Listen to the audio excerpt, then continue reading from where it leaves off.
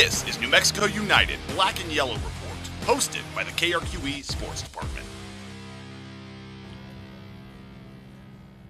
Hello and welcome to the Black and Yellow Report, where we have everything you need to know about New Mexico United. Yep, in this week's edition, we will once again get to know a United player and, of course, talk about their next matchup. But up first, let's talk about last night. Yeah, Jared, United played FC Juarez in an international friendly at the Lab. And just over 8,000 fans were in attendance, including quite a few supporters for Juarez, but there wouldn't be much action in this one. In the 32nd minute, it was Marlon Vargas with the juke and pass to Thomas Among, who played finisher, and what was the first goal of the season for Among. And with starting goalkeeper Alex Tibakis sitting out in this one, Chris Shakes held his own in the net. Yep, he registered multiple clutch saves en route to a clean sheet, which is a huge accomplishment for him, as FC Juarez is a top Mexican club. And yep, United gets the dub. 1-0 is the final. It's wonderful, getting the clean sheet. It proves to not only me but my coaches that I'm ready, for where my number is called. It's tough being a second goalkeeper, but in my mind, I'm not a second goalkeeper. I'm here to support Tambakis. He's the goal of the league, but I'm always staying ready for when my number is called, and thank God that I got a clean sheet tonight, and grateful for all the boys, This makes 2 wins in a row, and speaking of that, let's take a look back at Saturday's game as United notched 3 huge points towards the Western Conference table. Our Brad Benson has more on that. Thanks, Jared. Yeah, United's last regular season match on Saturday was a big one. San Antonio came to town with first place in the Western Conference on the line. United game highlights sponsored by Winrock Town Center.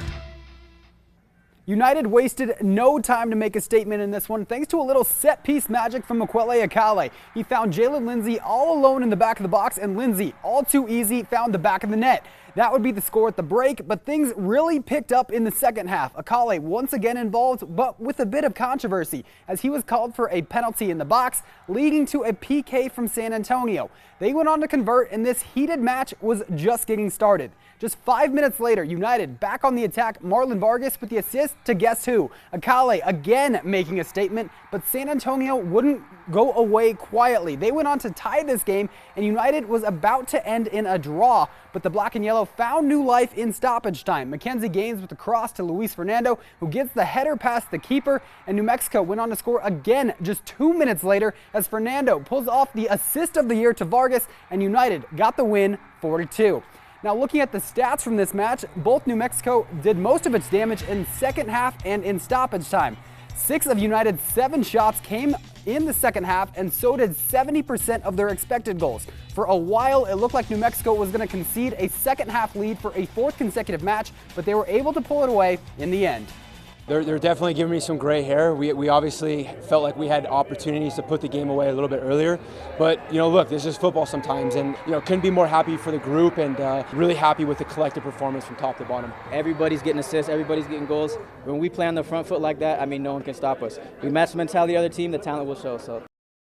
Now, United needed that win to maintain its spot in first place because El Paso also picked up a win and jumped up into second place with 23 points. Tulsa and San Antonio are tied in third place with 21, while Phoenix rounds out the top 5 with 20 points. And it's going to be another week before United gets back to league play because they got something else coming up next. Back to y'all for more on that. Yeah, thanks, Brad. United will be home this week in the Jägermeister Cup. Yep, United currently sits in second place in Group 2 with 4 points, which is 2 points behind first place San Antonio. So Saturday's match against Colorado Springs is big, as only the first place team in each group is guaranteed to get through to the next round. Once again, that game is at 7 p.m.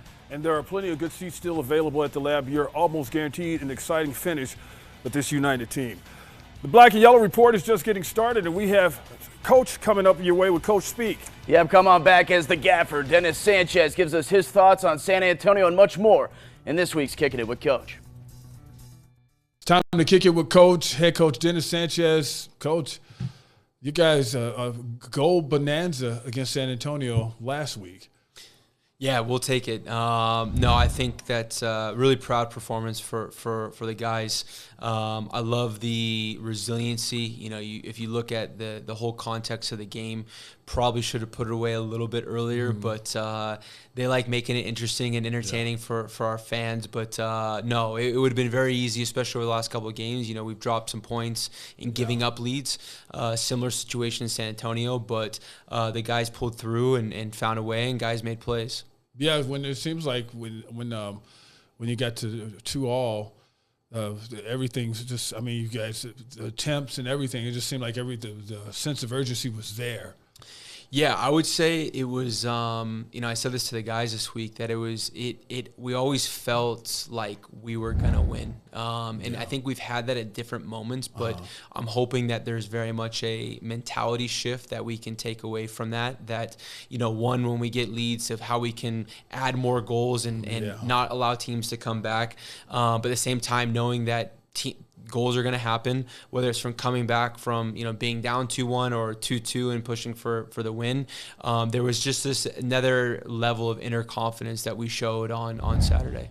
And I think that, correct me if I'm wrong, like you having a veteran group, guys who have some miles on them, who know how to get things done and who know how to stay poised when things like that happen. Because if it was a really young team, I could see that going the other way. Like, oh, we lost our momentum and now we're done for. No, 100%. We have an experienced group. We have a group that has faced different things in their own right, but it's also very unique and different of going through those things as a team and seeing, which leaders emerge in those moments. So I say it to the guys all the time that every time we step on the field is an opportunity for us to grow and learn from each other. And I think that even though, we're roughly about halfway through the season, maybe a little bit less than that, but we've already experienced a number of different types of things together. And so this will be hopefully a game again that we can look back and say, you know what, like, again, whether you're down or you need to find a win, that just to remain confident in ourselves and play our way. And we talk about having a humble swag all the time, and this balance of being confident but also respecting your opponent. So again, kudos to the guys. It was a great performance. And the USL Cup coming up again, Colorado Springs. You're in a good spot, being on top of the group. I mean, you definitely want to close that out. Yeah, the Jägermeister Cup is another, opportunity for us to compete for a trophy. We've had a relatively good start to the group stage with beating Union Omaha and tying Phoenix away. Look, every time we step on the field is an opportunity for us to get 3 points. And I think that, especially with Colorado, having played them recently, allowing them to come back in the game, we owe them one as well. I was going to say, that was going to be my next thing. It's like I've heard James Brown playing in the back, the big payback. Yeah, exactly. No, it's they're a good side. Again, there's a reason why they won it last year. And, we have to take advantage of being at home as well. That's really important for us, that we want to make or continue to make the Lab a fortress and make it really difficult for teams to come in and get points from us. What do you do differently the second time around,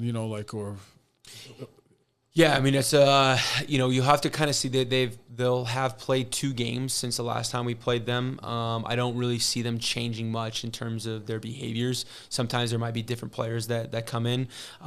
Looking back, I think that it was a game that we had opportunities and probably didn't capitalize on. So again, this mindset of being killers in the right moment, putting teams away early on. As always, we focus on, I would say 80% about us and 20% about the opposition. So we're gonna take them seriously. Come out. We're expecting a difficult match, but again, I think if we can fix a couple things that we faced with them last time, we'll find a way to win. So you get this one, then you'll have another one, and then it'll be on to the knockout stage, right? Yeah, so we have 4 total group stage games or matches with the Jägermeister Cup. So we'll play Colorado this weekend and then San Antonio at the end of the month. And then the top team from each group plus 2 wild cards will move on. So when we win this weekend, I think we'll be in a pretty good spot to advance. So if those guys don't, if they're not up to snuff as far as you saying have that killer mentality, you're gonna have to get them out there and run some extra gassers or something like that. No, the guys. The most important thing is that the guys continue to believe in our process, put themselves in the good spots, and I know the goals and assists will come. And I'm just being silly, coach. He's head coach Dennis Sanchez, New Mexico United, getting ready to face Colorado Springs, as we've been talking about all through the Black and Yellow Report. Speaking of the Black and Yellow Report, more show coming your way on the other side. Welcome back. Each week on the Black and Yellow Report, we will highlight a player from the main team and sometimes from the academy. That's right, Van. And in this week's New Mexico United player profile, we will showcase a first-year defender, Jalen Lindsey. Catch up. Gotta be catch up. Gotta be catch up. Nah, gotta be catch up. Gotta be catch up.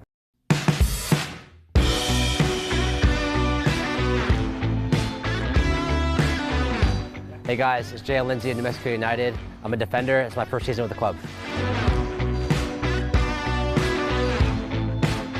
So obviously I saw the project. Like obviously I've known players that have played here before, and they say like what a place it was. And obviously when Dennis got hired, like obviously I knew what he did with Vegas last year, and obviously that was a big success for them. And obviously I know the players, some of the players here before. Like I knew Chris Gloucester here before, Zico, Mackenzie Gaines. It was very like familiar territory for me, and I felt like coming to this team, there's a lot of potential and depth within this team. So I feel like coming to this team and adding my experience and what I have to the team will make it successful.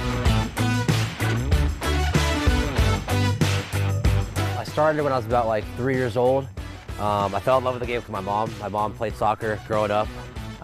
She was a big college player, so I kind of like look back and try to owe my career to her a little bit, so and try to replicate her a little bit.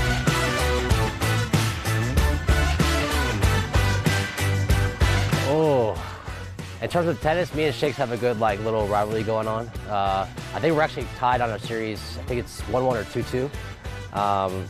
Me and him are going at it a little bit in tennis, so we're waiting for that third matchup to, you know, see who's the best.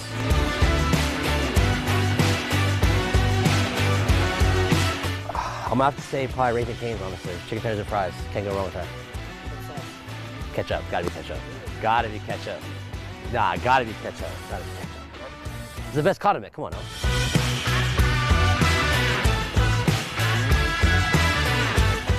It'd probably take me like a couple steps to get to, but I'd love to be like a GM of a club.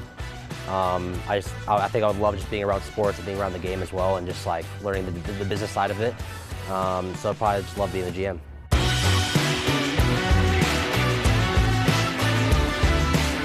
And I was in jump rope club from like 3rd to 5th grade. My mom wanted me to get into it because like, obviously she knew I was athletic and I was a hyper kid growing up, so she wanted me to blow off some steam before school to kind of like calm down during the day. So I went to 8 different high schools. Yeah. And that's all just like to try to get to where I am today, which with being a professional soccer player, just sacrifices I had to make with, you know, moving different places, doing online school, and stuff like that. So I'll probably say those are the 2 front facts of that.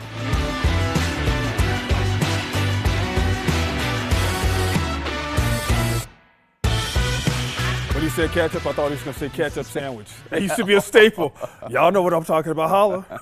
Now to celebrate some of United's biggest fans. Yep, and we will highlight Daniel Ensign as he shared this photo of his boys waving the flag at their first ever game last year. You can also see Daniel and family not letting the rain ruin their playoff experience back in November. Now, if you want to send us a picture of your New Mexico United pride, go to krqe.com and click on the sports link.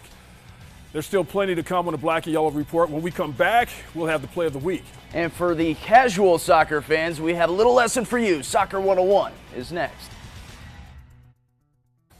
Welcome back. It's now time to get to the segment that we call Soccer 101, where each week we help teach you at home the rules of the game. And as always, our Brad Benson has everything you need to know as he talks about stoppage time with Dennis Sanchez. Thanks, guys. Here with Dennis Sanchez for some Soccer 101 to help teach you the rules of the game at home. Well, Coach, today I wanted to talk about the clock. So you guys played 2 45-minute halves, but the whistle doesn't blow exactly at 45. There's that little bit of stoppage time, a few minutes, give or take, at the end of the half for both halves. What is that, and how is it calculated? Yeah, so stoppage time is essentially to make up for any dead time within the first half, and that can come. It wouldn't be through natural stoppages. So, for instance, when the ball goes out of play for a throw-in or for a goal kick, but these would be for injuries or hydration breaks when you have the heat, or sometimes they can take into account substitution patterns. So there's a lot of things that the fourth official is in charge of it, but that they have to take into account to have a proper gauge of the stoppage time. So are they calculating, like, do they have a stopwatch on the sidelines whenever there's an injury or, like you said, a hydration break, where they add up all of those different instances, and then that is the total amount that's added? Is that how it works? Yeah, that's correct. And oftentimes, even for the main ref, they'll be wearing 2 watches, one specifically just to help with stoppage time. That's also the help of having a 4th official on the sideline that is able to support them with that. So it is correct that they add the total amount of stoppage time, and then that's how you get the total stoppage minutes at the end of the first half or game. And then even in stoppage time, it's not like, say, for example, there's 5 minutes of stoppage time. It's not like they get to that 5th minute and immediately blow the whistle. How do they kind of determine when to blow that whistle? Yeah, great question. I would say that there's some gray area when it comes to that. I know we were actually a couple weekends ago in Lexington, and there was 12 minutes of extra time in the second half. And even that, there was probably a few additional minutes that could have been added in the extended extra time that was not added. So it's really at the discrepancy of the main referee. And again, sometimes it goes longer, sometimes it goes sooner. I know I've been in games where even the extra minute can result in a goal one way or the other for the opposition or for yourself. I mean, it worked out. I mean, you guys had 2 goals last match, so I mean, it's definitely worked to your favor a few times this year. We'll take it. So, and that's another example of I'm a Man United fan, and there used to be the saying of Fergie time, Alex Ferguson time, their head coach during that period, that Man United was notoriously known for basically scoring in extra time. So there can be a shift in mentality, a trigger. Last couple minutes, you gotta really go for it. All right, well, Coach, thank you so much. This was Soccer 101. More Black and Yellow Report coming your way next. Well, it looked like United was headed to a disappointing tie this past weekend, but then they had a man advantage. Yep, that's right, Van. And United, who leads the league in goals after the 80th minute this season, struck again. Into stoppage time we go. Gaines sends the cross in. Fernando! Hands home at the back post! The Kings of Chaos strike again! Why not go for another? Here's Gaines, able to get on the end of this. Sanchez retreats now back into his net. Fernando once again backheels it. Vargas, New Mexico have now doubled up their lead. Marlon Vargas puts the nail in the coffin. 2 goals in less than 2 minutes of stoppage time gives the Black and Yellow 3 huge points at home. But on to the next one, as New Mexico United will be back at home this week playing in the Jägermeister Cup. Yeah, kickoff is Saturday at 7 p.m. against Colorado Springs. They're currently 2 points behind Group 2, leading San Antonio. So this game is crucial, as only the first-place team in each group is guaranteed to get through to the next round. You can watch the game on the KRQE Now app that you can download on Roku, Apple TV, or Fire TV. And that does it for this episode of the Black and Yellow Report. If you are looking for United's latest gear, head to their website, NewMexicoUnited.com. Until next time, as always, we'll catch you on the other side of the pitch.